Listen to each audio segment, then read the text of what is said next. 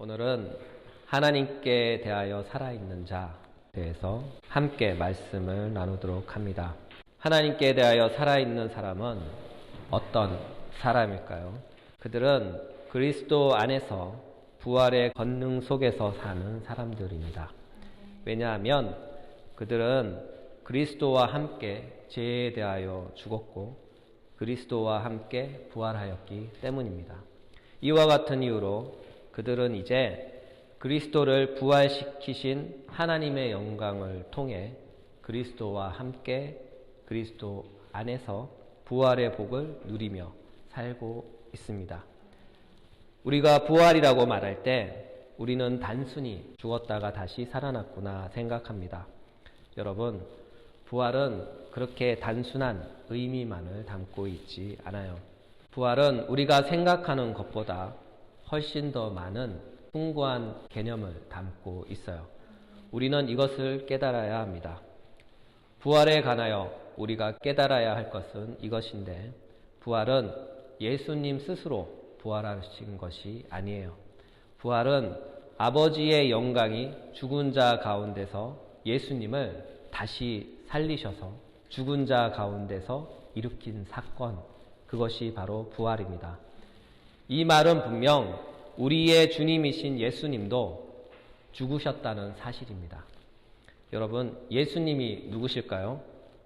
예수님은 삼위일체 하나님 중 논리적 순서상 제2위격이신 말씀이시며 성부로부터 영원히 나심받은 아들이시며 하나님과 동등한 위격이신 하나님입니다.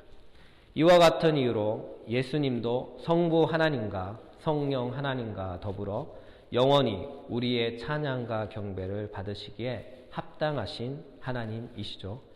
그러나 이와 같은 예수님이신 하나님께서 죽으셨어요. 그것도 왕과 같은 모습으로 죽으신 것이 아니라 저주받은 죄인의 모습으로 십자가에서 죽으셨어요. 여러분, 십자가의 죽음이 무엇입니까? 십자가의 죽음은 중력으로 죄인을 죽이는 로마 시대의 최고의 형벌이에요. 이것은 로마에 대항하는 사람들에게 공포를 심어주기 위한 형벌인데요. 그러나 여기까지는 세상이 이해하는 방식입니다. 그러나 성경의 가르침은 세상의 이해 방식과 많이 다릅니다. 성경은 저주받은 사람이 나무에 매달리는 형벌을 받는다고 말씀합니다. 갈라디아서 3장 13절, 기록된 바 나무에 달린 자마다 저주 아래에 있는 자라 하였음이라. 이는 신명기 22장에 기록된 형벌입니다. 사람이 만일 죽을 죄를 범함으로 내가 그를 죽여 나무 위에 달거든 그 시체를 나무 위에 밤새도록 두지 말고 그날에 장사하여 내 하나님 여호와께서 내게 기업으로 주시는 땅을 더럽히지 말라. 나무에 달린 자는 하나님께 저주를 받았음이니라. 따라서 예수님은 십자가에서 죽으시되 당시 로마 사람들이 생각하는 공포의 본보기로서가 아니라 성경의 기록대로 하나님의 저주가 되시기 위해 십자가에서 죽으신 것이에요.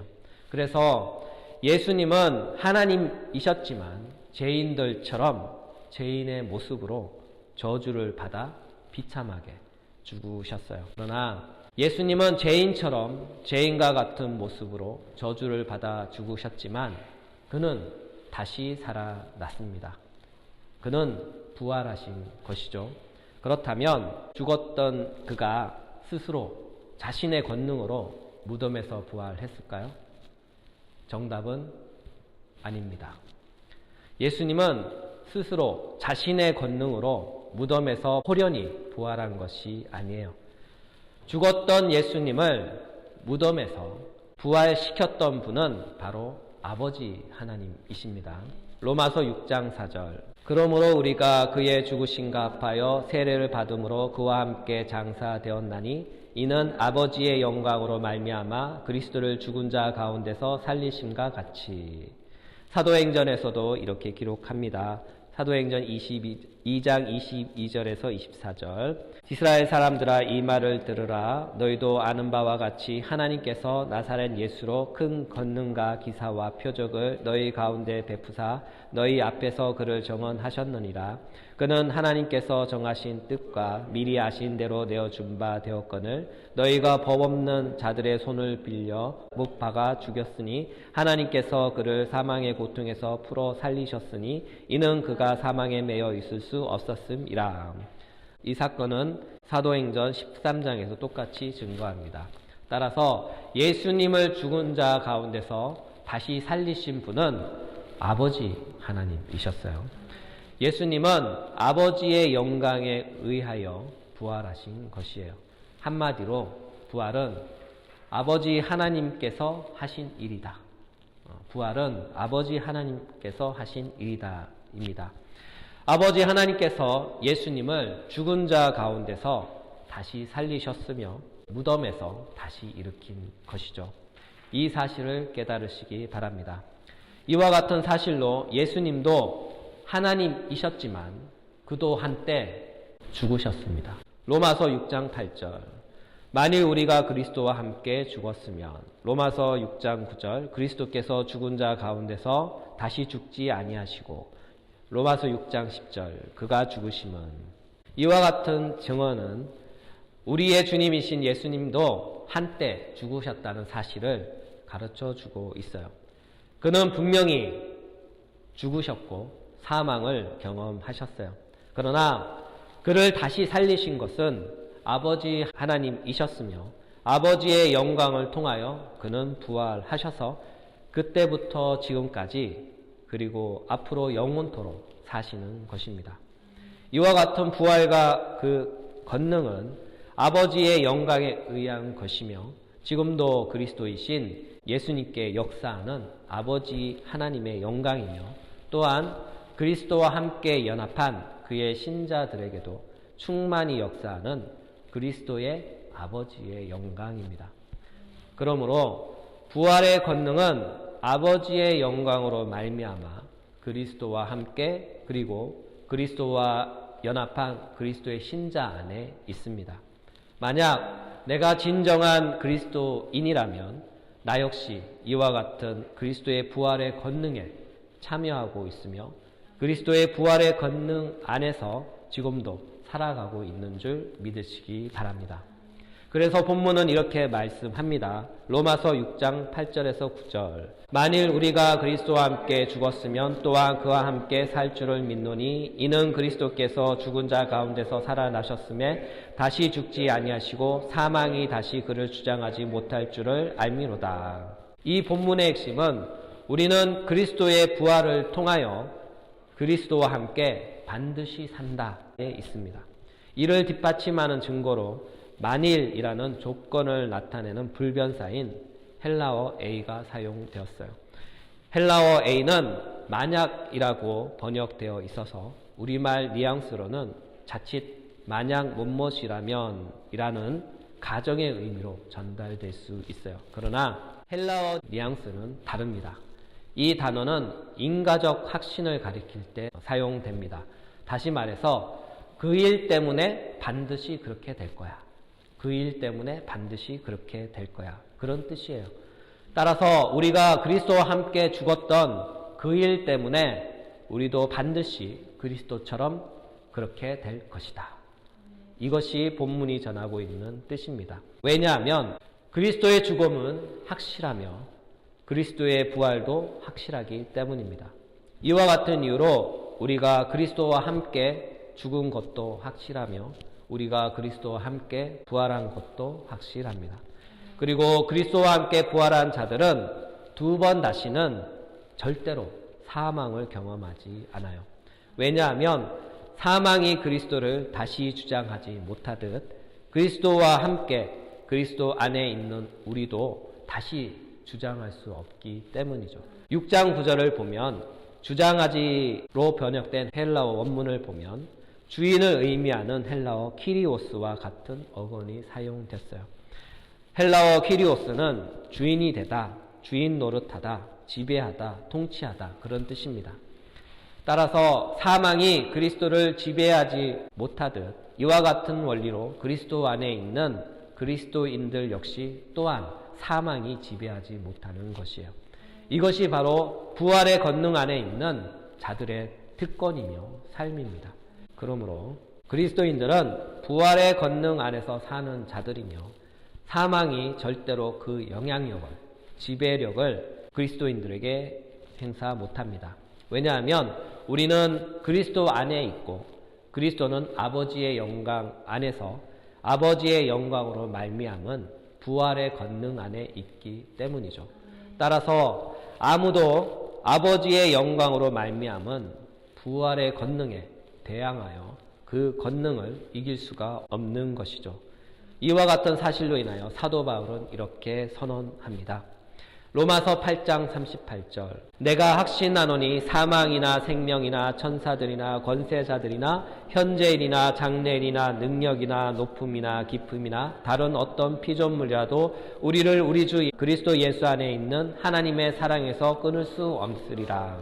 사도 바울은 이 구절 안에서 부활의 권능에 관하여 부활의 권능의 절대적 탁월성에 관하여 진술하고 있어요. 이와 같은 사실로 우리가 그리스도인이라면 또는 그리스도와 연합했다면 또한 그와 연합함으로 그의 죽음과 부활에 참여한 자라면 우리의 부활은 확실합니다. 이와 같은 사실로 인하여 우리의 구원도 더더욱 절대적으로 확신합니다.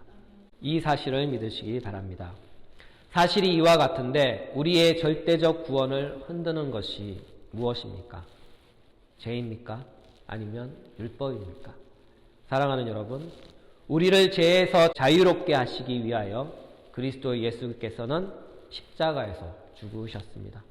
사랑하는 여러분, 우리를 율법에서 자유롭게 하시기 위하여 그리스도 예수께서는 십자가에서 죽으셨습니다. 이 사실을 믿으시기 바랍니다. 여러분, 사망이 어떻게 발생합니까? 사망의 발생 경로를 추적해보면 이렇습니다. 사망은 죄 때문에 발생하고 죄는 율법 때문에 발생합니다. 결국 사망은 율법 때문에 발생합니다. 그렇죠? 그런데 여러분, 만약에 말이죠.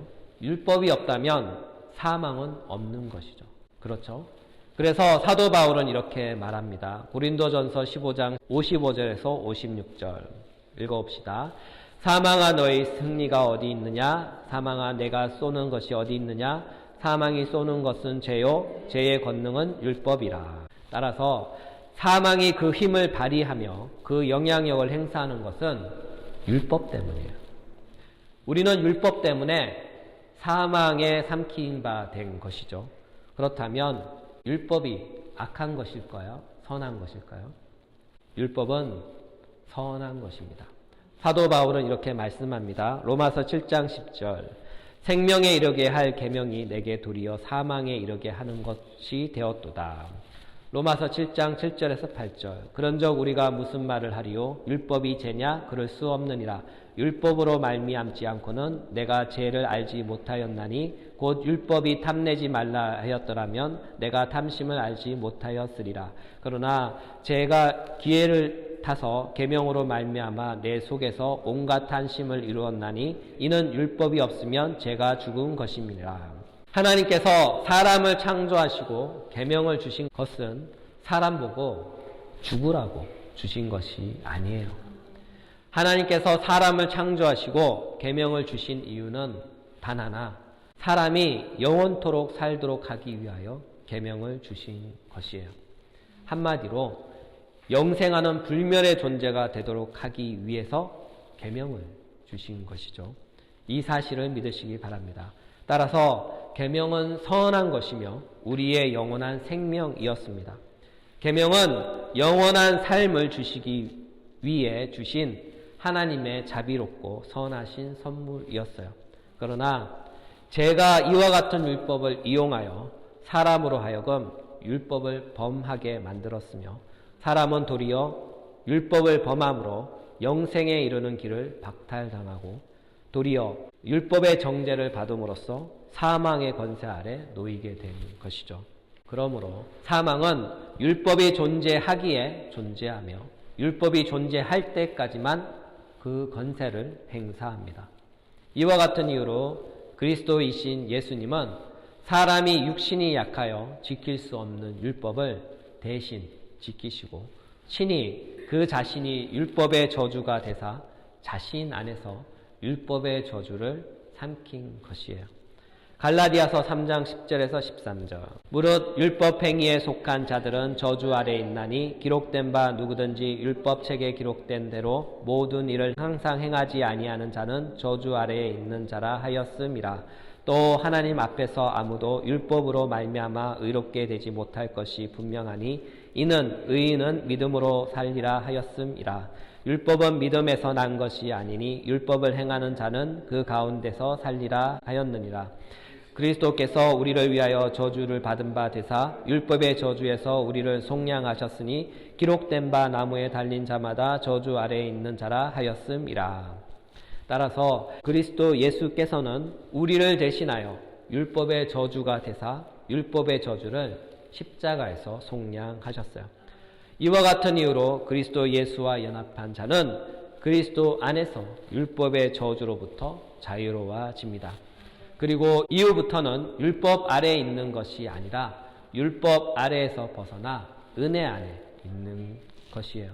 여러분, 은혜가 무엇입니까? 은혜란 예수 그리스도를 믿는 믿음으로 말미암아 주어지는 아버지 하나님의 신령한 복입니다. 이와 같은 아버지 하나님의 신령한 복은 타락한 아담에게 약속의 형태로 주어졌고 이와 같은 은혜가 주어질 때까지 모든 사람은 율법 아래에 갇히게 되었던 것이죠. 갈라디아서 3장 22절에서 27절. 그러나 성경이 모든 것을 제 아래에 가두었으니 이는 예수 그리스도 믿는 말미암아 약속을 믿는 자들에게 주려 함이라. 믿음이 오기 전에는 우리는 율법 아래에 매인 바 되고 계시될 믿음의 때까지 갇혔느니라. 이같이 율법이 우리를 그리스도께로 인도하는 초등교사가 되어 우리로 하여금 믿음으로 말미암아 의롭다함을 얻게 하려 함이라. 믿음이 온 후로는 우리가 초등교사 아래에 있지 아니하도다. 너희가 다 믿음으로 말미암아 그리스도 예수 안에서 하나님의 아들이 되었으니 누구든지 그리스도와 합하기 위하여 세례를 받은 자는 그리스도로 옷 입었느니라. 그리고 믿음이 온 후로는 믿음과의 연합을 통하여 우리는 하나님의 은혜인 그리스도의 옷을 덧 입습니다. 우리가 믿음과의 연합을 통해 덧입은 그리스도의 옷은 율법의 의를 능가하는 의의 옷이며 율법의 옷을 초월하는 은혜의 옷입니다. 지극히 선하게 창조된 아담도 이와 같은 은혜의 옷을 입지는 못했어요. 따라서 우리가 만약 이와 같은 은혜의 옷인 그리스도의 옷을 덧 입는다면 이제 다시는 율법의 옷을 입으려 율법 아래로 복귀하지 마십시오. 왜냐하면 우리가 덧입은 은혜의 옷은 율법의 옷과는 비교할 수 없는 탁월한 옷이며 선한 아담도 가져보지 못했던 옷이기 때문이에요. 우리의 주님이신 그리스도 예수께서는 이 옷을 우리에게 주시기 위하여 당신께서 하나님이셨음에도 불구하고 죽으실 필요가 전혀 없었음에도 불구하고 친히 육신을 입으시고 율법의 권세 아래에 오셨으며 친히 당신의 몸으로 율법의 요구를 이루시고 또한 율법의 권세를 폐하시려고 십자가에서 저주가 된 육신을 당신의 몸으로 못 박으심으로 율법이 쏘는 사망의 권세를 멸하셨습니다. 그러므로 다시는 율법 아래로 되돌아가지 마십시오. 이것은 사도 바울이 갈라디아인에게 외쳤던 사도의 안타까운 외침이었습니다. 다시 한번 사도의 안타까운 외침으로 외칩니다. 그분의 사역을 헛되게 만들지 마십시오. 그분의 사역을 헛되게 만들지 마십시오.